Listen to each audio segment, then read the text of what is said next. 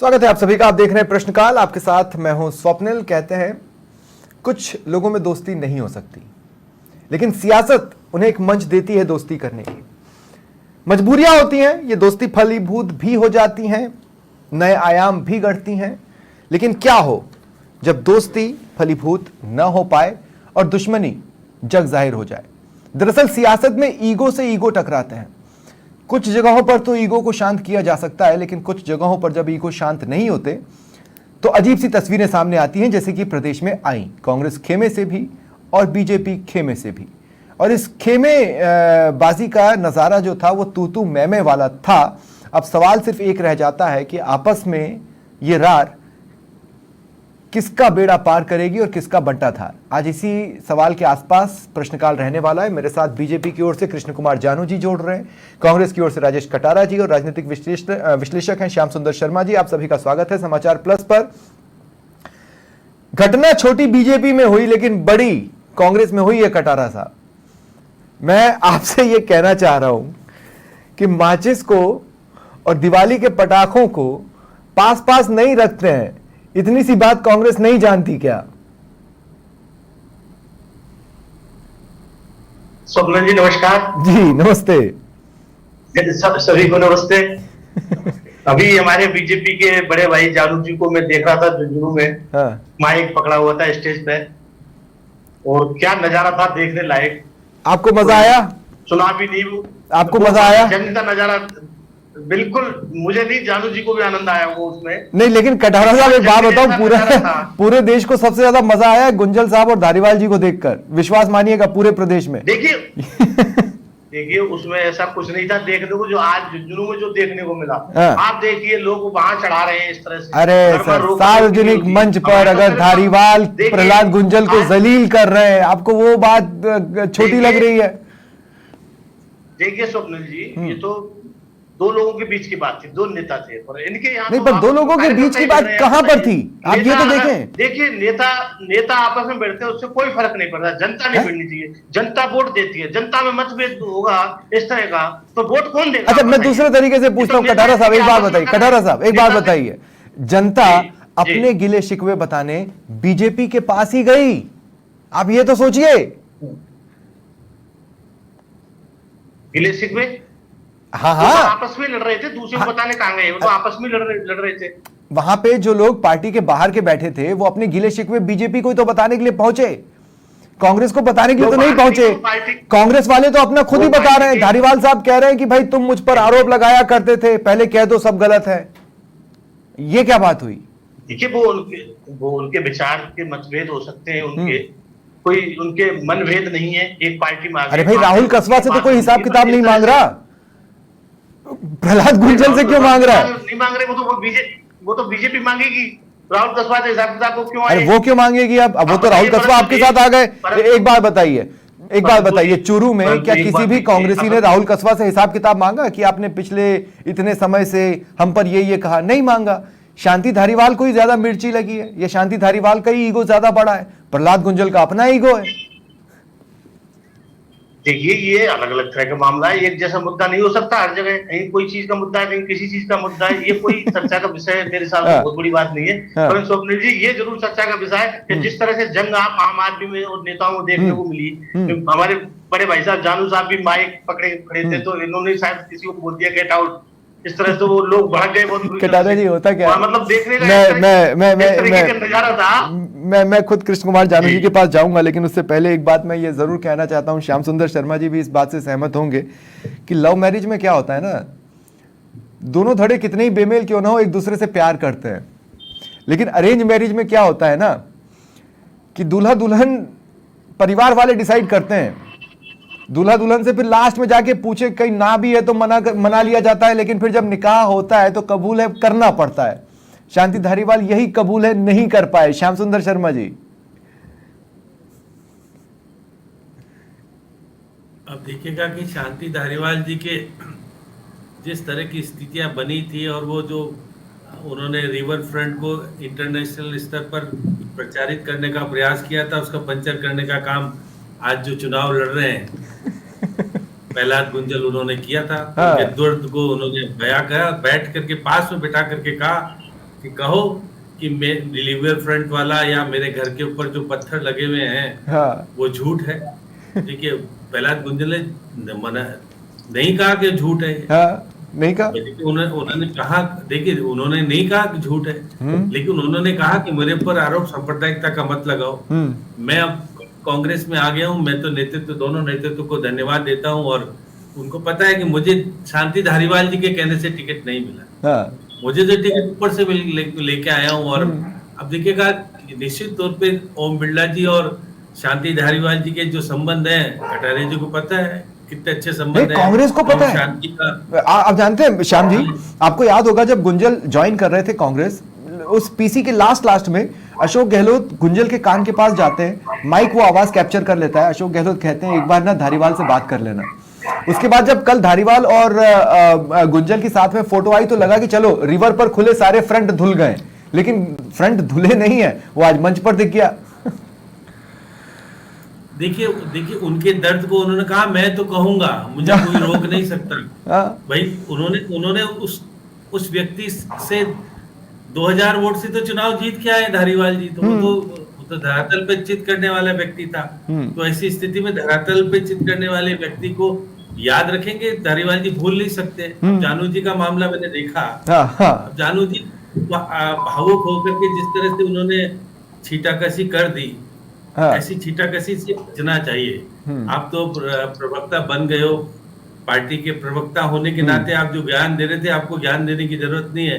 Party में आपको पता है आप श्रवण जी को क्यों ललकार रहे थे और क्यों कह रहे थे, क्या कुछ हुआ मेरे को नहीं पता। चुनाव में किस स्थिति में, विधानसभा का चुनाव आपने भी देखा, टिकट कैसे मिला, क्यों हारे रहे, बहुत सारी चीजें हैं। तो ये चीजें जानू जी, क्योंकि आप सार्वजनिक मंच पर आपका वीडियो बनाकर वायरल कर दिया गया, अब आपको तो पता भी नहीं कि इतना तरह से वायरल हो करके आपको नुकसान मिलेगा या फायदा मिलेगा, मुझे नहीं पता क्या स्थिति है।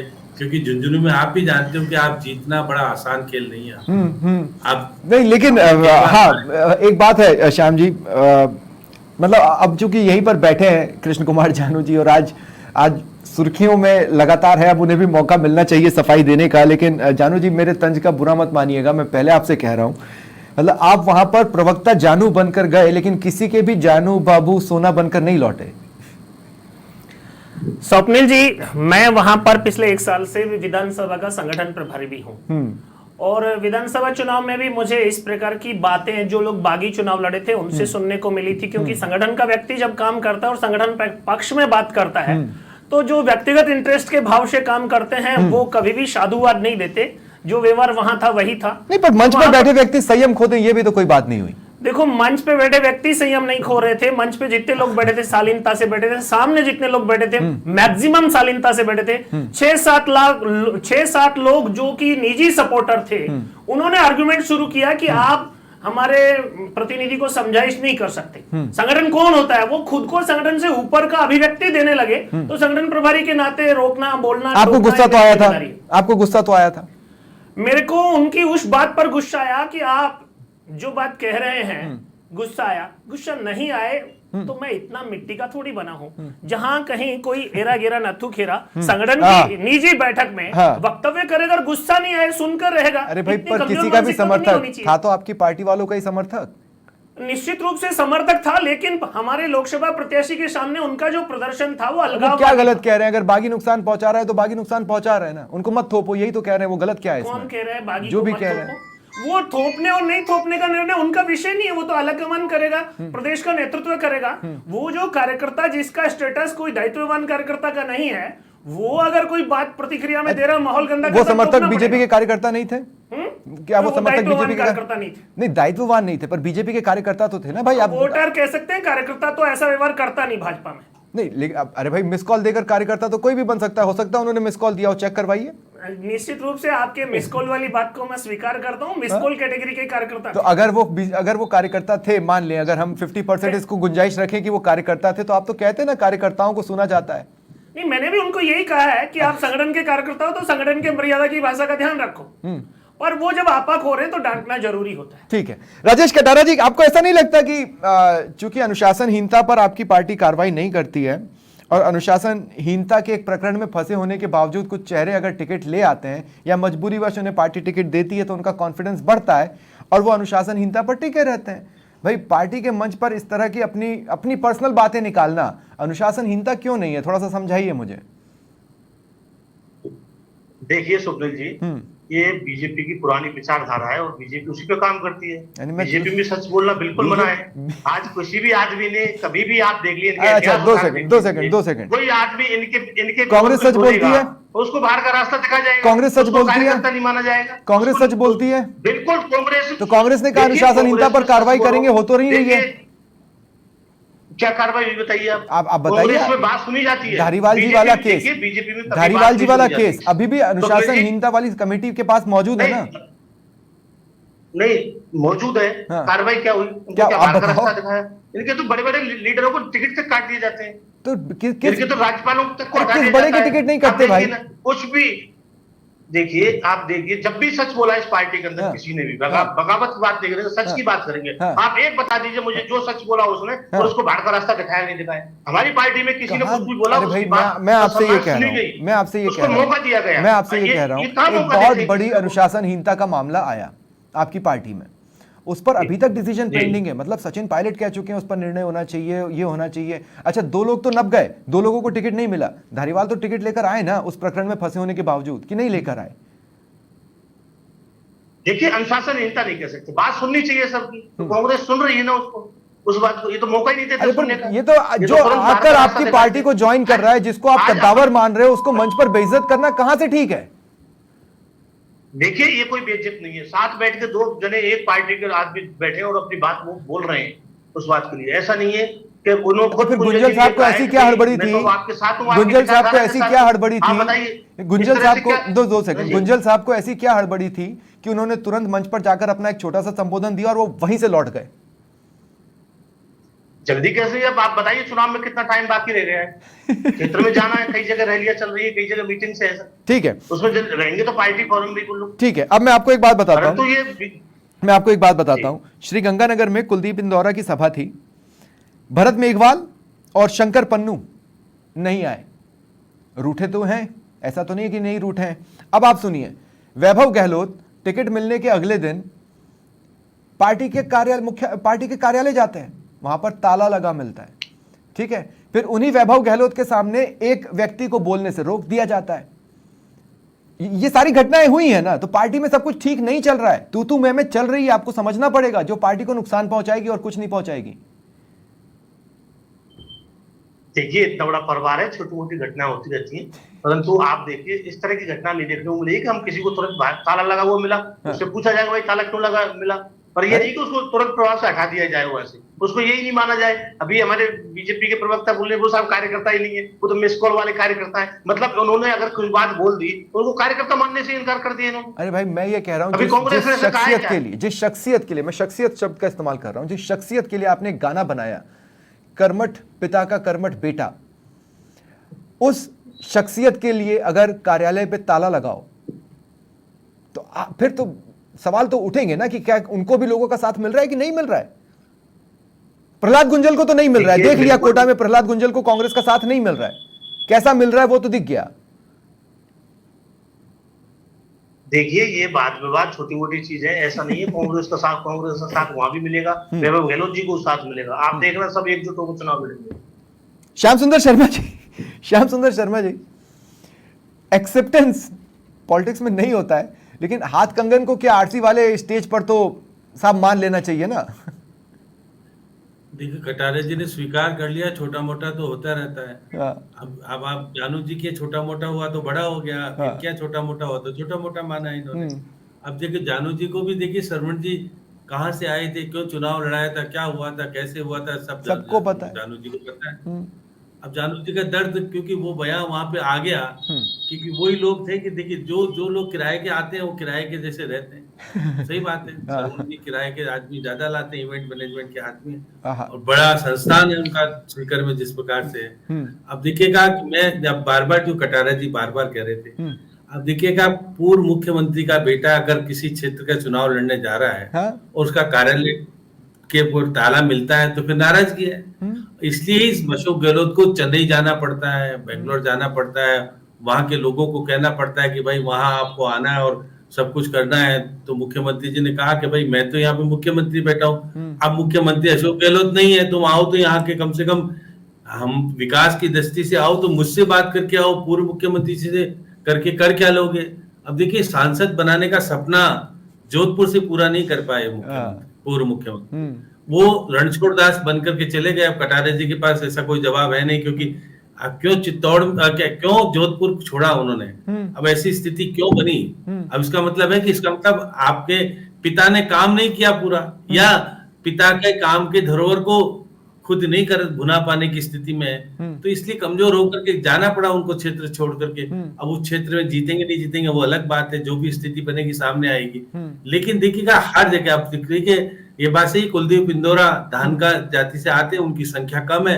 शंकर पन्नू खुद दावेदार थे। अगर दावेदार को नहीं मिलता है तो अब आप देखिएगा कि हम अजमेर की बात कर लो, अजमेर में कितने लोग पहुंचे, आज कौन कौन लोग पहुंचे, आप भी बता दिए कटारा जी। वो तो सब कह रहे थे कि भाई देखिएगा जिसको टिकट दे दिया, अजमेर दूर भी नहीं था, ना तो प्रदेश अध्यक्ष गए, ना पूर्व मुख्यमंत्री गए, ना सचिन पायलट अपने क्षेत्र में गए, संसदीय क्षेत्र उन्हीं का है पुराना।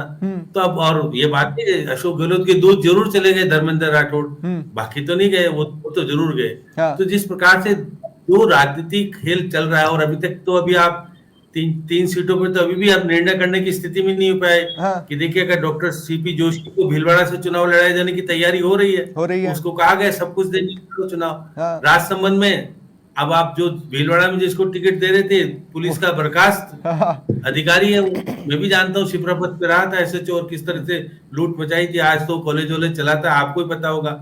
वो चुनाव लड़ रहा है, वो कह रहा है कि मेरी तो हैसियत बन जाएगी, मैं चुनाव लड़ूंगा, इधर चुनाव हारू जीतू उसका कोई गम नहीं है उनको। उनके पास पैसा खूब आया है और खूब कमाया है, तो अब उसको कहीं ना कहीं तो करना है, तो थोड़ा बहुत लग भी जाएगा तो कोई दिक्कत नहीं है। अब अभी तक बांसवाड़ा में फैसला कहाँ कर पाए हो आप देखिएगा, जहाँ गठबंधन आपने किया है, वो होता क्या है ना, कांग्रेस का ये जो सिंबल है हाथ, कांग्रेस को ये भी देखना चाहिए कि उसमें रेखाएं भी बनी है, और जब रेखाएं बनी होती हैं तो उसमें गृह कलेश का योग भी आता है, उसमें शनि की 7.5 भी आती है। अभी कांग्रेस के ऊपर बहुत से बुरे योग चल रहे हैं कटारा जी, मैं तंज नहीं कस रहा हूं, मैं सिर्फ बताने की कोशिश कर रहा हूं कि कोई अच्छी पूजा कराइए आप लोग। कृष्ण कुमार जानू जी, अच्छा ठीक है, चलिए मान लिया कि आपके मंच पर जो कुछ भी हो रहा है, सोनिया गांधी को जिता के भेज दिया, इससे ज्यादा पूजा क्या कराएंगे। सोनिया गांधी हमारे यहाँ से जनप्रतिनिधि बन के चली गई, तो अशोक गहलोत और सचिन पायलट के बीच का झगड़ा अभी भी समाप्त नहीं हुआ। बता देगा झगड़ा समाप्त किया कटारा जी। हाँ, नहीं, मैं कटारा जी आऊंगा आपके पास, लेकिन उससे पहले कृष्ण कुमार जानू जी, मैं आपसे एक बात कह रहा हूँ। चलिए मान लिया कि जहां पर आप मौजूद थे वो एक छोटी घटना थी, चित्तौड़गढ़ छोटी घटना थी, गंगानगर छोटी घटना थी, माइक छीने जा रहे हैं, ये सब छोटी घटनाएं थी क्या? देखो, गंगानगर की घटना जो है वो अध्यक्ष के उपस्थिति में भाषण देने की दौड़ है। सब कार्यकर्ता अध्यक्ष की उपस्थिति में अपनी बात कहना चाहते थे, और इसलिए जिलाध्यक्ष और विधायक के बीच जो तब आपके कार्यकर्ता प्रोटोकॉल क्यों नहीं मान रहे? आप कह रहे कांग्रेस बीजेपी का कार्यकर्ता होता तो प्रोटोकॉल मानता, वहां पे तो बीजेपी के ही लोग थे ना, वो प्रोटोकॉल क्यों नहीं मान रहे थे? नहीं, आपकी बात सच है, कहीं न कहीं अति उत्साह में प्रोटोकॉल का उल्लंघन हुआ है, और इस सारे विषय पर अभी चुनाव में नहीं तो चुनाव के बाद संज्ञान जरूर लिया जाएगा। नहीं, लेकिन फिर देखिए बात क्या है कृष्ण कुमार जानू जी, आपने क्या कहा कि अगर बीजेपी का कार्यकर्ता होता तो वो भी तो बीजेपी के ही लोग हैं। निश्चित रूप से अभी हमारे प्रशिक्षण को और आगे बढ़ाने की जरूरत है। जिस प्रकार का प्रशिक्षण भारतीय जनता पार्टी में कार्यकर्ता के लिए, तो उससे लगता है कि आपके सामने जो थे हो सकता है वो बीजेपी के ही हो, उन्होंने भी प्रोटोकॉल तोड़ दिया। नहीं, प्रोटोकॉल तोड़ा है तो उसके लिए जो प्रोटोकॉल तोड़ने की प्रक्रिया का दंड है वो प्रत्येक कार्यकर्ता को मिलता है। ठीक है, ये तो आपने एक जगह की बात कर ली। अब आते हैं चित्तौड़ पर। चित्तौड़ क्या? देखिए, स्वप्निल जी से कहो, कांग्रेस वाले जो आपके पास आ गए उनको कौन सा प्रशिक्षण दोगे? उनके पास तो प्रशिक्षण दूसरा भी है। हाँ, वर्कशॉप आयोजित तो करनी पड़ेगी श्याम सुंदर जी, पार्टी में उनको समाहित करना है, अपना बनाना है, तो सब बातें पूरी करेंगे। लेकिन चित्तौड़ क्या? देखो स्वप्निल जी, निश्चित रूप से जिस प्रकार के उत्साह का अतिरेक है, चित्तौड़ में विधानसभा चुनाव के समय का जो घटनाक्रम था वो अभी रुका नहीं है, और निश्चित रूप से वहां पर मुलाकात हो गई। कितनी अहम मुलाकात हुई है। अब ये कहते हैं कि मन और मतभेद और मनभेद दो शब्द हैं। कहीं न कहीं जो मतभेद की दीवार है वो तो ढहाई जा सकती है, मनभेद मिटाने में थोड़ा समय लगता है। तो फिर ट्राई क्यों कर रहे हैं? अब ये ट्राई, अच्छा, तो रविंद्र भाटी, उनको लेकर एक बयान आ जाए, एक ऊंट से कंपेयर कर दिया जाए, ये सब भी ट्रेनिंग में आता है क्या? निश्चित रूप से स्वप्निल जी, आपको चर्चा के लिए ऐसे कुछ मुद्दे इस चुनाव में जरूर मिलेंगे, क्योंकि दोनों तरफ से एक दूसरे के यहाँ जो लोग गए हैं, हाँ। उनकी ग्राह्यता, हाँ। स्वीकार्यता हाँ। थोड़ा समय लेती है, उतना समय लगेगा। और अच्छा। चुनाव में अभी बहुत कम समय है, इसलिए चटपटी चटकारेदार न्यूज़ें नहीं है, बयान है भाई, हमने नहीं दिया। ये बनाएंगे, बयान के आधार पर न्यूज बन रही है। हमने कुछ नहीं बनाया, बयान के आधार ये पर तो आप न्यूज़ लोग बन कर रहे हैं। आप ही गेट आउट बोल रहे हैं तो न्यूज में बनाए भाई। निश्चित- आपने कहा था ना गेट आउट। बिल्कुल, मैं स्वीकार करता हूं कि मुझे जब कार्यकर्ता अतिरेक पूर्ण आचरण करता है, हाँ। तो उसको ये कहा जाता है कि या तो अकेले में बात करो या मीटिंग में व्यवधान मत डालो, बाहर चलो। बड़ी खबर का हिस्सा पहली बार शायद कृष्ण कुमार जानू जी आप बने हैं। निश्चित रूप से मुझे नहीं कल्पना थी कि हाँ। मेरा ये अनुशासनात्मक हाँ। भाषण वहां और बड़ी खबर बनेगा। अच्छा कटारा जी, मैं आपको एक मौका और दे रहा हूं, ठीक है? मैं एक मौका आपको जी। और दे रहा हूं। सच बताइए, जो कुछ भी भले छोटा मोटा ही सही। देखिए अब क्या है ना, एक तरफ खून की वारदात हो और एक तरफ झपटमारी की वारदात हो, तो आप बोलेंगे कि झपटमारी छोटी वारदात है, मैं मान लेता हूं, लेकिन वारदात तो वारदात ही है। मैं आपसे ये कह रहा हूं, जो कुछ भी मंच पर हुआ वो सही हुआ क्या, ठीक हुआ क्या? देखिए, धाराएं अपने आप में मायने रखती है। छोटी धारा छोटी और बड़ी धारा बड़ी। 3 से 2 का अलग, 3 से 7 अलग हाँ। और 1 से 51 अलग। ठीक है, बहुत तो बढ़िया। अब आप देखिए इन हाँ। घटनाओं में सारी घटनाएं आप देख लीजिए हाँ। कि कहाँ 3 से 2 लग रहा है, कहाँ 307 लग रहा है, कहाँ 1 से अरे पर वारदात तो है ना, छोटी मोटी सजा सही, लेकिन उसमें भी तो सजाएं होती है। तो मैं बोल रहा हूँ कि वो देखिए, सब ठीक कितनी था कि होती नहीं है? था। कितनी होती है आप बताओ। इस घटना बोले हमारे कार्यकर्ता ही नहीं है, झानू जी भाई साहब बोल रहे हैं वो हमारे कार्यकर्ता नहीं है, मिस कॉल वाले कार्यकर्ता है। देखिए जो हो रहा है अच्छा चलिए, नहीं ठीक हो है, रहा, ठीक है। ये जांच का विषय है। ठीक है। आज बहुत देश में जो हालात हैं, ठीक है। वो अलग तरह के हालात हो चुके हैं। लेकिन आप श्याम जी देखिए, चुनाव क्लोजिंग से कमेंट पहले- में आपसे ले रहा हूँ। जी। श्याम जी क्लोजिंग कमेंट में आपसे ले देखिए रहा मैं हूँ। अच्छा, बहुत शॉर्ट में बोल स्वप्निल दीजिए। जी, 1 सेकंड में कहना चाहूंगा। हाँ, कह दीजिए। 1 सेकंड स्वप्निल जी, कह दीजिए, कह देखिए, दीजिए। चुनाव से पहले जो बीजेपी ने वादा किया, हाँ। वो वादा पूरा करना चाहिए। हाँ। जनता को रिलीफ पहुंचाना चाहिए। कल परसों 31 तारीख है, इनको ये बताना चाहिए हाँ। 31 तारीख को क्या वो चिरंजीवी योजना जो चल रही थी, हाँ। क्या 100% लोगों का रजिस्ट्रेशन हुआ? नहीं, वो क्या अभी बंद कैसे हो बता चुकी सकते हैं है? दादा? आप थोड़ा तो सोच के मांग उठाइए। अभी तो आचार संहिता लगी हुई है, लेकिन हाँ देखिए, आपका पॉइंट आ गया। अच्छा, देखो, इलाज के आपने लिए- कटारा जी कहा कि आपने इलाज- छोटी सी देखिए- बात जोड़ना चाहते हैं। मैंने आपको इसलिए जोड़ने दी जी। क्योंकि कहीं किसी और मंच पर कटारा जी अगर मैं आपके साथ बैठा हूं तो आप भी मेरे से उसी तरह से ना बोल दें जिस तरह से आज धारीवाल जी बोल गए। इसी डर से मैंने आपको बोल लेने दिया। अब मैं क्लोजिंग कमेंट लेना चाहता हूं। क्लोजिंग कमेंट में श्याम जी आपके पास आ रहा हूं। श्याम जी, दोनों धड़ों में प्रॉब्लम है, प्रॉब्लम तो है। देखिए, निश्चित रूप से वसुंधरा राजे जो दिखती थी अब वो दिख ही नहीं रही है कहीं पे हाँ। भी। अब वो जानू जी को पता है क्यों नहीं दिख रही है, क्या है, क्या रही बात हो सकती है। हाँ। अब देखिए, घराने बहुत आ गए बीजेपी में। पहले घराने कम होते थे, अब घराने बहुत ज्यादा है। तो ऐसी स्थिति में घरानों को संभाल के रखना बीजेपी के लिए एक बड़ी चुनौती बनेगा आने वाले समय में, जिस प्रकार की स्थिति बन रही है। अब देखिएगा कि कटारा जी की पार्टी को तो 1800 करोड़ का फिर नोटिस आ गया है, तो इनके तो अभी तो 115 करोड़ लिए, अब बाकी बचे भी सब लेने की स्थिति आ जाएगी, तो इनकी तो स्थिति अभी अलग तरह की बनी हुई है। अब देखिएगा, इस चुनाव में यदि छींटाकशी नहीं होगी, चुनाव में यदि सब कुछ खेल नहीं होगा, तो फिर कब होगा? देखिए, ये सब चुनाव में चलता है। अब चुनाव में कोई कभी छोटा को बड़ा, कभी कुछ होता है। ये सब चीजें चुनावी प्रक्रिया इन घटनाओं को इन इलाकों में कमजोर हो रही पार्टी के तौर पर ना देखा जाए। नहीं, देखिए, पार्टी तो किसने देखी, कौन कमजोर कौन मजबूत। अब यहाँ पे बीजेपी का उम्मीदवार कांग्रेस का उम्मीदवार बन जाता है, कांग्रेस का उम्मीदवार बीजेपी का बन जाता है, तो कहाँ संगठन की बात हो रही है? हाँ। संगठन की बात तो छोड़ दीजिए। राहुल और उसके परिवार 35 साल तक भोगता रहा सत्ता का सुख, और अब जाके कांग्रेस का उम्मीदवार बन गया। तो देखिए, गुंजल इतने दिन तक था बीजेपी का, और अब कांग्रेस का उम्मीदवार बन गया। तो ये सब चीजें देखिए, फिर क्या कहोगे आप? हाँ, ठीक ये है, सारी चीजें, बराबर है। महेंद्र जी मालवीय कांग्रेस को इतने गुणगान कर रहा था और जाकर के बीजेपी का उम्मीदवार बन गया। तो ये सब चीजें कहाँ, जानू जी, पुरानी बातों को भूल जाओ। ये दीनदयाल जी की और श्यामा प्रसाद मुखर्जी की बीजेपी नहीं है, ये इवेंट मैनेजमेंट वाले। लेकिन जब आपने महेंद्रजीत सिंह मालवीय का नाम लिया, ये बयान पता नहीं क्यों टेलीविजन चैनल्स पर इतना सुर्खियों में नहीं आ पाया है। हालांकि हमने ये बयान चलाया है। कटारा जी, मालवीय जी का कहना है कि जो कांग्रेस है, अगर वो समुंदर है तो पहली बार एक समुंदर नाले में जाकर मिल रहा है। बहरहाल, बहुत बहुत शुक्रिया आप सभी का मेरे साथ जुड़ने के लिए और चर्चा में शामिल होने के लिए। फिलहाल इतना ही। यह था प्रश्नकाल। नमस्कार।